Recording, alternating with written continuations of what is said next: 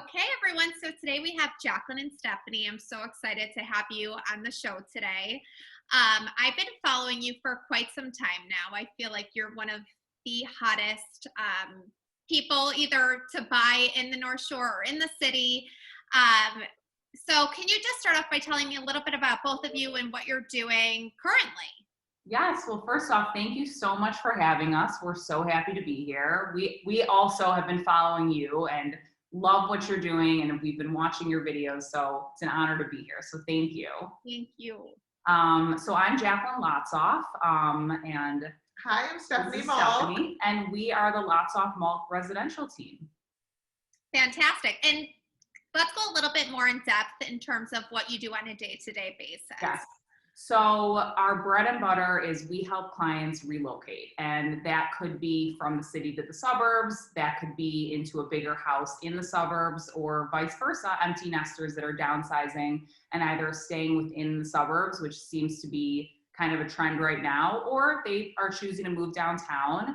We also have many clients in the city that are looking for bigger places. So it really just depends. Yep, and you asked what we do on a day-to-day basis. That's the amazing thing about our job. We never do the same thing ever. So one day we can be out with a buyer showing them 5 or 6 houses. The next day, we're meeting with our sellers to help them get their house list ready. So every day is truly different with what we do. And I mean, this show is for creatives, but in the real estate space, like, you really are creatives. You're doing the design. There's so many different elements where you have to be that person to kind of help guide your client that way. So it's fun. Oh, go ahead. Well, I was going to say, to your point, we walk into a home with our client, whether it's to list or to help them see a home's potential, and they truly think they are on HGTV. Like, it is all about the design and rehabbing the space, and we help them see what they want the house to look like. We just help with kind of the nuts and bolts of it. Yeah. So where I'm at in my life, and a lot of my friends are currently in the stage where they're looking to buy. So I feel like last summer, especially during COVID, it was like a hobby of ours to just go house shopping. It's like, look at every single house in the suburbs. Yep. And that's where I met Jacqueline for the first time, because we saw this house in Sunset. I'm like, this is so cute. Yeah. And that's where we met. But I guess I'm struggling with my fiance in terms of, like, if we want to buy something brand new, because I personally love new construction, but we don't have the biggest budget as this is our first house, or buying something where it's a complete gut job. So I guess I want to ask both of you, in terms of the professionals and creatives, like, what's the best thing to do if you don't have do you think you should wait and save and get that new construction, or do you like gutting a house? So obviously there's 2 ways to look at it, right? We have clients that do wait and will buy and wait for that new construction. I'd say majority of our clients do the opposite though. They find a home in the right location. And to be honest, we tell everybody we sell location. That is the #1 thing to our buyers that they should be looking for. They should be finding that location that they can see themselves in for the next 10, 15. We have clients that want to be in their houses for 30 years. They don't want to move again. Yeah. Mm-hmm. So if you love your location, within reason, almost anything can be done, right? So of course, if you're taking a super old house and you have to open up all the walls, there's going to be a cost to that. But if you're doing small things to make it look the way you want it to be, you can paint your kitchen cabinets, you can change your countertops, change your backsplash, refinish your floors. Like, there's smaller things you can do, but ultimately you have to love your location. Yeah, I often say to our clients, I can change many things for you. I cannot change your location. Yeah. I can make your floor plan more open. I can help you change, if you're dreaming of a white and gray kitchen and this one is like from the 90s and cherry, we can help you get past all of those things, but we cannot change the location of the house. Yeah. So what I want to talk about the market right now, because I mean, I'm on Redfin and Zillow and I'm looking constantly, and I feel like there's nothing, like, everything's going so fast. So I'd love to hear your perspective on that. If it's changed because of COVID, like, everybody wants to get a house now. How has it changed? Yeah, so you're right that things are going very quickly. I wouldn't say that there's nothing out there, but a lot of homes are actually selling pre-market. That means that only agents know about them. So unless you're aligned with an agent who's tapped into this, you might not hear about the house. Mm-hmm. And, you know, people are making multiple offers are made on these homes before they're even photographed or put on the market. So that is one thing. And that's why you as a consumer who then sees it on Redfin and it's already listed as contingent, you don't know this whole process that went on before. Or if something comes on that nobody knew about and it's good and it's updated or in a great location, we're seeing it go with multiple offers on the first day it's on the market. So I wouldn't say there's nothing on, because things are coming on, but they're going that quickly. And it really does, you know, like any other industry, right? It does come down to who you're working with and who you hire and people's relationships, right? So it really, relationships really count in this business. And so much, like Steph said, is selling pre-market, right? Just conversations between agents. You know, waiting for that if you see a house come on the market on Monday and then you see it's going to have an open house that weekend, half the time the open houses are canceled because it went on under contract on Tuesday. Mm-hmm. So you've got to be ready to get in your car, drive up here and, you know, have your documents in order, whether it's a pre-approval or a proof of funds, whatever that is, have it all ready to go months before you really start to look, because you want to set yourself up to get that house. That's great for people to hear. And so anybody who's listening, you have to get an agent and they should reach out to both of you, because you guys are hustlers. I know you are. And I could tell all of your clients are so happy with your work. So everybody who's looking to buy a house should reach out to you. So in terms of the creative, so let's say I get in a house, it's not exactly how I want it. Where do I begin? Like, what would you say is the room that I should start with? Is it the kitchen? Do I paint the whole house? Like, what can change the whole vibe, just if you don't like want to spend all this money right up front? So I would say your first floor should absolutely be where you start. Obviously, you know, many times if people are buying homes that are, you know, 56 years old, you know, you might not love the master bathroom, but let's be honest, people live on their first floor. Yeah. So let's focus on the first floor, maybe take a few years to do that, or, you know, do what you can initially and then move upstairs. But in terms of the first floor, the kitchen is obviously the home of the heart of the house, right? It's where everybody congregates, everybody lives, family comes over, friends come over. So in a very basic way, I would say painting your kitchen cabinets, hiring a professional painter to spray your kitchen cabinets. Not, you know, as we love our handymen and they're incredible, but if you really want to make your kitchen look like brand new to you and your family, spend, you know, it could be $5,000 to $10,000 to have your kitchen professionally sprayed. And I'd say that would be the main thing that would absolutely take your kitchen from something that you honestly could consider gutting to actually falling in love with it. Wow. You know, kitchen cabinets, countertops, and backsplash, that combination of all three. Yeah, I also think small things like light fixtures, swapping them out for something more your taste or more modern. Yep.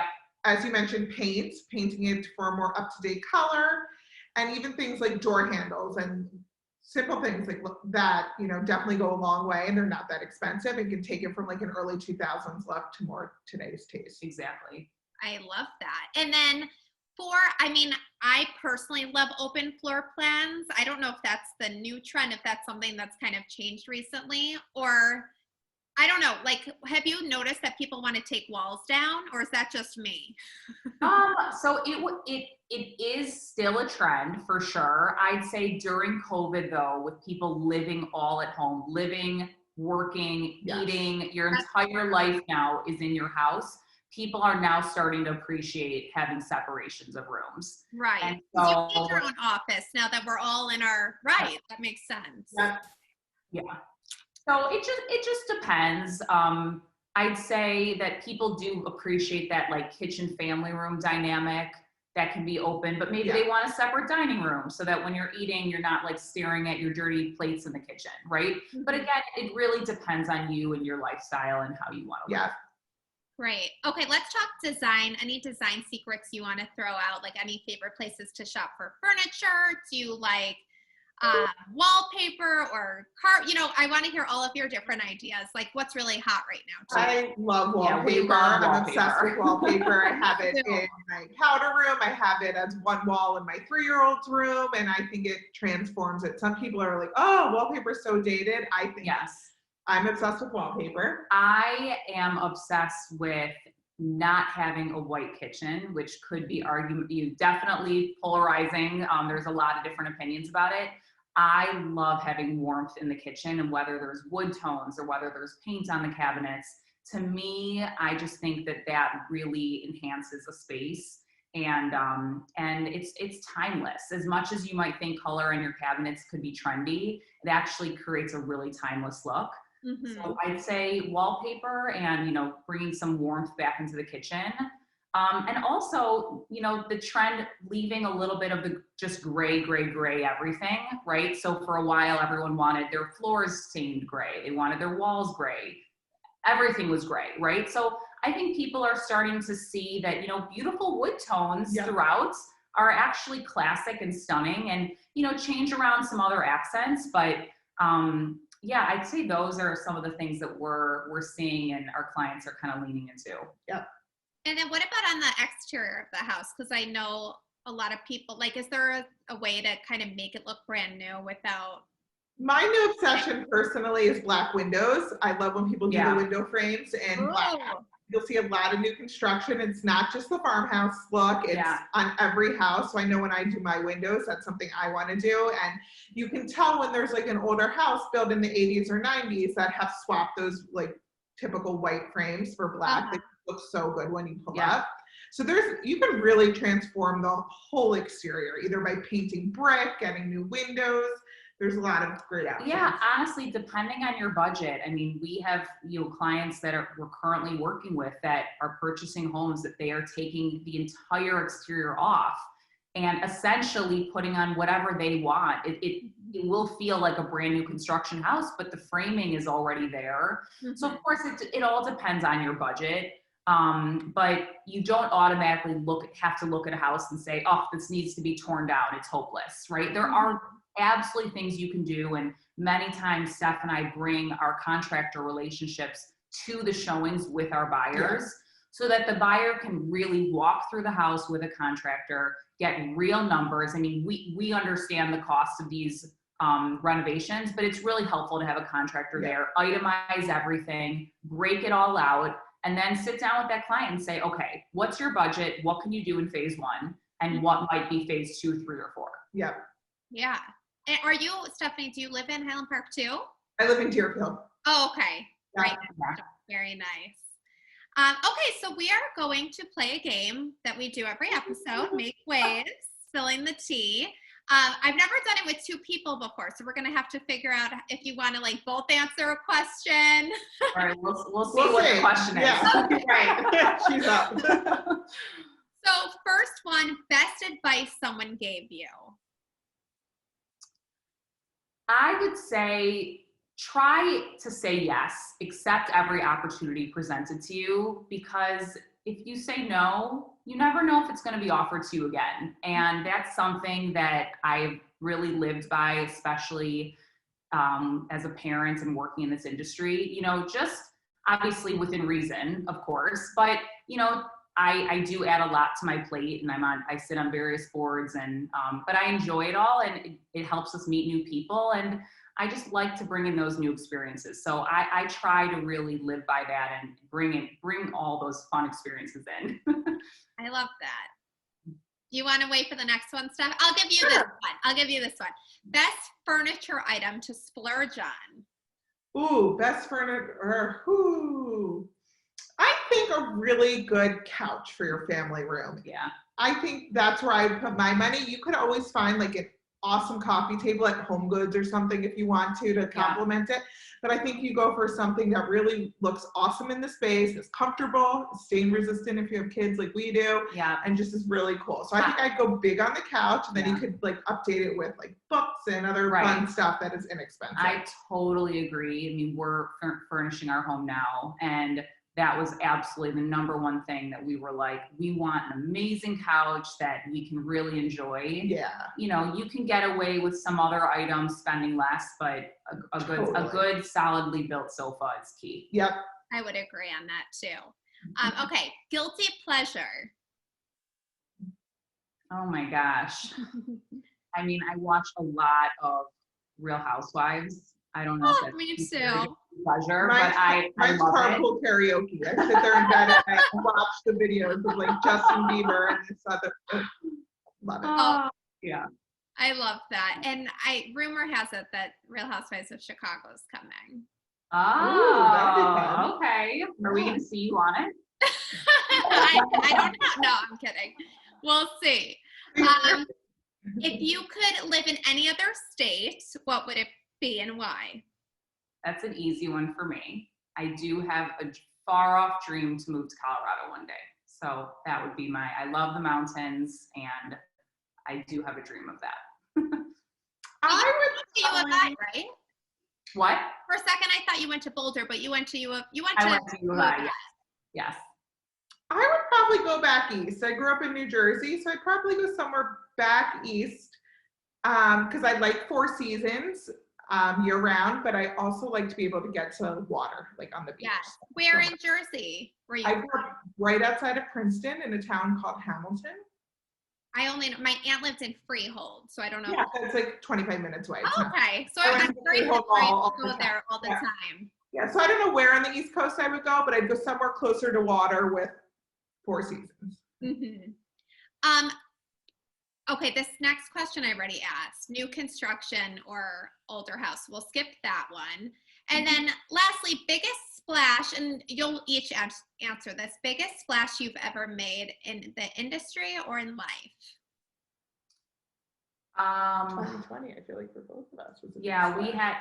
2020 was a pivotal year for us in our careers. We made a big splash, Yep. and we are continuing that, and we look forward to continuing to help our clients find and sell their dream homes. But yeah, 2020. If you go back to our text message conversations on like March 12th and March 13th of 2020, it was like, thank God our husbands have jobs. We're just going to coast the rest of the year. Yeah. And it was maybe quiet for 4 to 6 weeks, and then things just went gangbusters. we truly, we welcomed it. We jumped in and we kept going with taking COVID protocols and doing it. But I would say where we ended up at the end of 2020 was definitely the most noise we've made in the marketplace. yeah. I love that. And I definitely have seen it myself. Like you guys work so hard and, deliver. So thank you so much for joining. And then where can everybody follow you?